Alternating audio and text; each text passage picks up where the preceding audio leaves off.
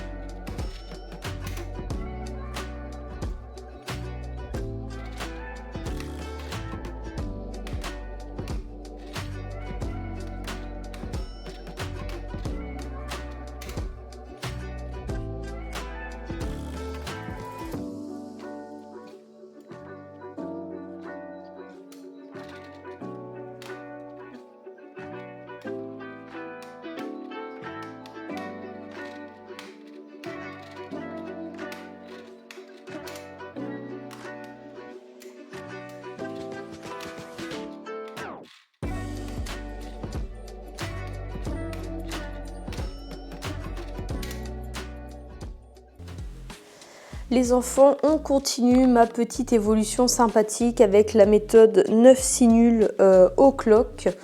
Donc où est-ce qu'on en est? Là on est le mercredi 22 janvier. Du coup dimanche, je me suis fait une petite session. Ça a donné quoi? Ça a donné que j'ai fait un AO5 sub 10 que je vous mets juste là tout de suite.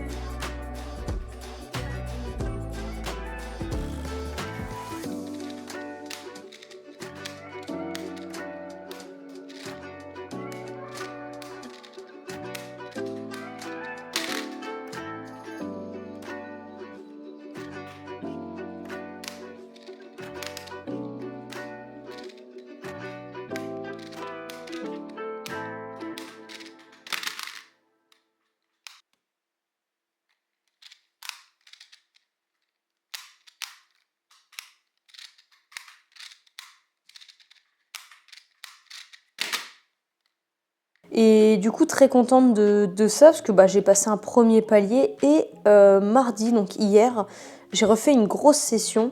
Cette fois, voilà, je crois que j'ai fait, genre lundi et mardi, j'ai fait un AO50. Et là, j'ai fait un AO5 du coup sub 9. Et là, mon AO50, il était à 9.15, donc hyper cool. Donc là, je m'approche tout doucement du sub 9. Et une fois que je serai là, déjà, je serai pas très loin d'avoir récupéré mon niveau d'avant. Donc je suis contente, ça avance bien. Par contre, je commence à faire quand même pas mal de DNF en me précipitant, mais ça va, je vois exactement où je les fais, donc j'arrive à les corriger la plupart du temps. Donc voilà, à voir comment ça continue, mais je suis assez contente pour ce début de semaine.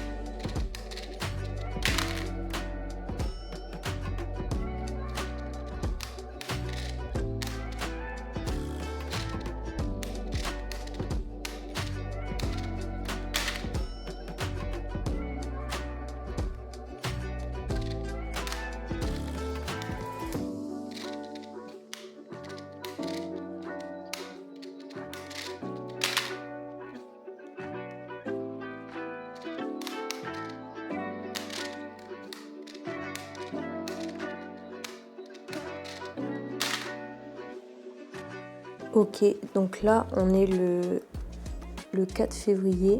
Donc je viens de tourner l'AO5 que vous allez voir juste après. Et en gros c'est pour vous montrer. Donc là déjà l'AO5 il est du coup là. Donc vous voyez c'est full sub 8, à part le DNF. Du coup c'était pour vous montrer un peu mes stats. Donc en gros là, mon AO200 sub 8, AO100 sub 8. Bon l'AO50 il est pas sub 8 parce que tout à l'heure j'ai fait des 14, 10 et tout. Voilà, parce qu'il est 22h. Et du coup, en fait, voilà, c'est assez large sub 8 quand même. Surtout là, quand tu regardes AO25, tout ça, ça se rapproche tout doucement de sub 7.5. Bon, pareil, là, tout ce qui est 8 à gauche, bon, c'est parce que j'ai fait du caca. Et du coup, là, en fait, ce que je me dis, c'est que Shell, c'est dans 1 semaine et demie. Genre, en gros, c'est le 15, on est le 4, donc c'est dans 10 jours. Et je me dis, en gros, l'objectif, c'était d'avoir retrouvé mon niveau d'avant avec 9 sinules, mais en fait, il y a presque moyen que j'arrive à Shell en étant sub 7, quoi. Donc, franchement, j'ai espoir. Je me dis, j'ai encore pas mal de temps pour m'entraîner. Du coup, on va voir, mais on continue. Pas de ralentir.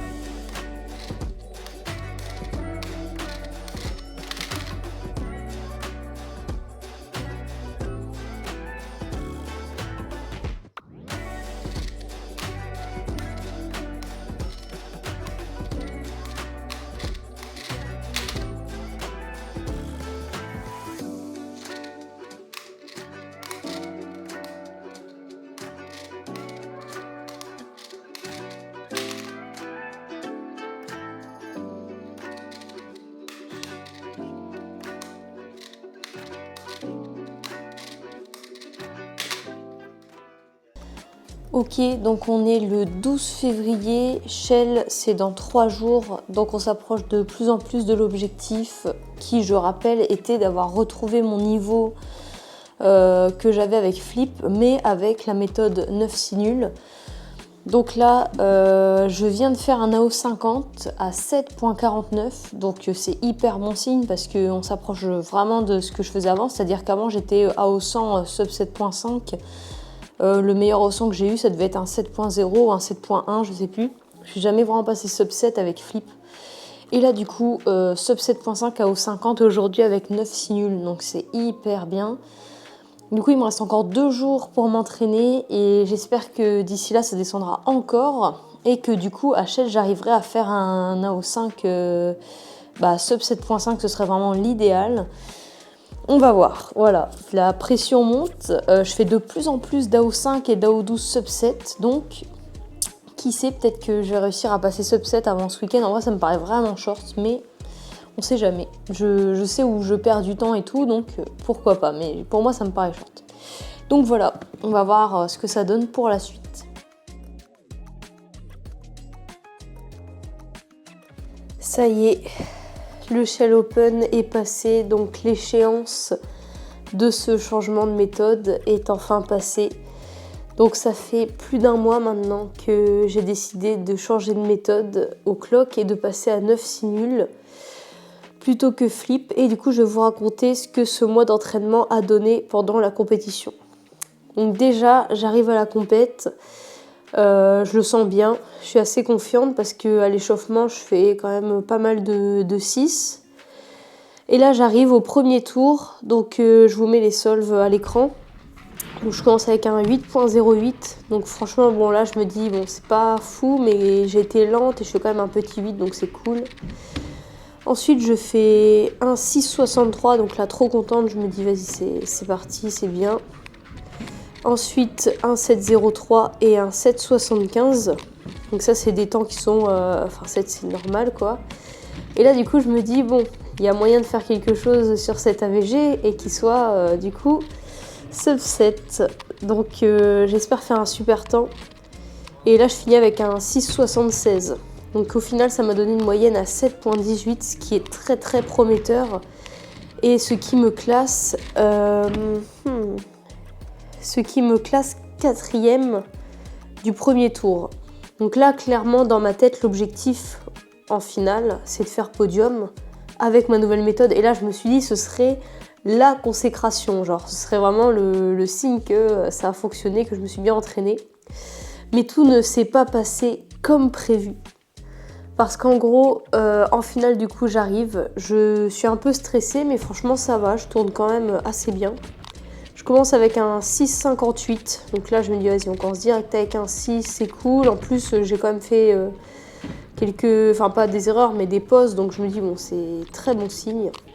Ensuite j'enchaîne un 6,30, là je me dis vas-y je suis partie, je fais full subset et c'est plutôt bien parti. Je fais un 6,90 sauf que au moment de reposer le clock, je tourne d'un cran de trop l'aiguille en la ramenant à midi, enfin la roulette, parce que je ramène les 2 roulettes en même temps à midi, et celle de gauche, je la ramène d'un cran de trop, et en fait je l'ai senti en lâchant le clock que j'ai fait ça. Et du coup mon 6,90 est DNF, et vous allez voir que ça a son importance. Désolée, j'ai le nez bouché.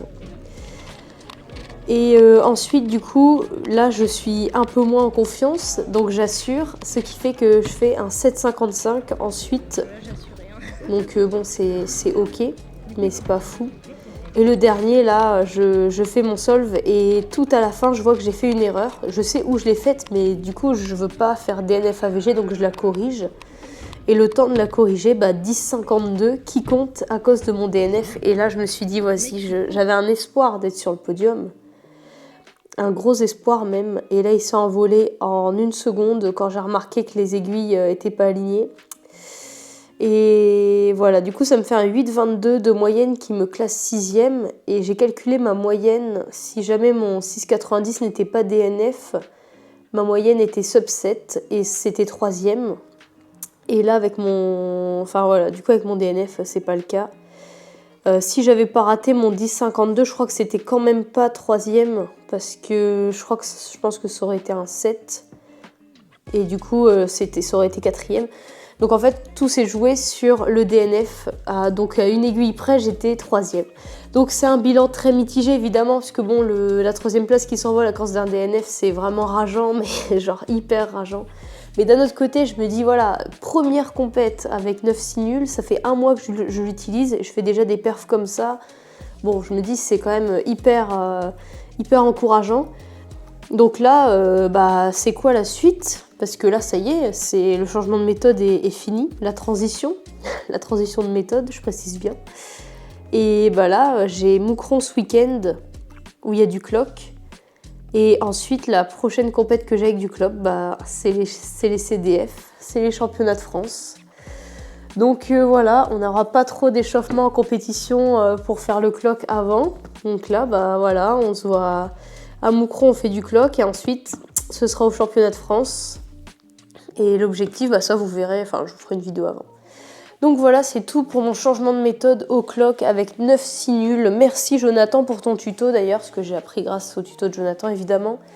J'espère que cette vidéo vous aura plu, j'ai adoré vous raconter ma petite évolution. Ça m'a pris beaucoup de temps à tout répertorier, à filmer les petits AVG et tout. Et je suis vraiment très contente que ça ait mené à ça. Bon, même si malheureusement ça n'a pas mené à un podium pour conclure. Mais voilà, c'est déjà super bien, je suis quasiment subset officiel grâce à cette nouvelle méthode, donc c'est hyper cool au bout d'1 mois. Donc voilà, j'espère que je vous aurai donné envie de faire cette méthode aussi. On est très très peu à l'utiliser en compétition, je pense que là actuellement on est moins d'une dizaine, largement. Donc voilà, n'hésitez pas à me dire en commentaire si vous voulez ou si vous utilisez cette méthode. Et on se retrouve plus tard pour de prochaines vidéos. Allez, salut tout le monde!